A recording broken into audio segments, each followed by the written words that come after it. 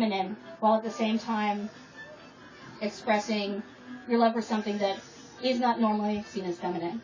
That being said, corsets. A well-made corset is very comfortable. There's a really weird machismo weirdness going on with some women that where if you can breathe, you're not doing it right. That's not true. A really well-made corset lifts you up, keeps you from having back problems. When you lace them too tight,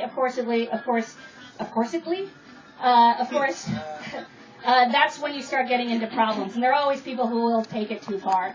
But a well-boned, don't giggle, well-laced corset will didn't say anything about that. She thinks she's in church.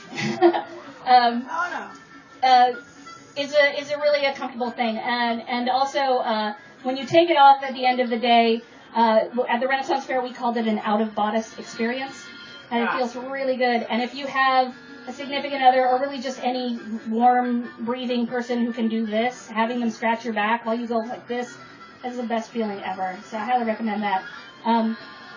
When you get a corset, it should be steel-boned if you can get it. And what's really great about that is I'm really into multitaskers, so I can wear this outfit anywhere. I can wear it here or I can wear it elsewhere. And if I accessorize it well, then it's a costume piece. And if I don't, then I just kind of look really stylish. Corsets are not cheap. Well-made corsets, doubly so. But if they're boned with steel, there are these things called magnets. And so you can, I see women with these gorgeous corsets, and they have all this decoration sewn onto it. But why sew it on? Why not put together your decorations, glue magnets to the back, and just stick them to the steel boning, and then they'll stay. And then when you get bored with that, you can switch it out, and you don't have to. So it really is a foundation garment. You don't have. So always keep that in mind. Everything has more than one use. So at this point. That is my presentation, and if you have any questions, I'd like to open it up to questions, but I really appreciate that you guys are here listening. Yes? Where can I find a pair of goggles like the one he's wearing? These came from Harbor Freight. They were, I think, $3. And I painted them. I painted them with a special. Turned out teal? Yeah. They're plastic. You see these a lot, especially on Etsy.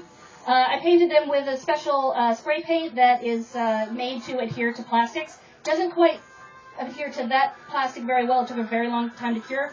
And the color is called hammered copper. So you spray it on, and as it cures and dries, it sort of models and gets texture and looks very nice. Then I took some acrylic paint and mixed it up, watered it down really good after this was mostly cured. And then I just slapped it on and let it run into the crevices to give it more definition and give it a slight patina. I'm going to work more on those goggles. Like I said, when I'm at the Doctor Who convention, I'm on a panel for crafters. So if you have any questions about painting plastic or prop making, I'll be available after the talk. I'm over there at the ATX Hacker booth. We moved our table inside the tent, but I assure you we are open. That's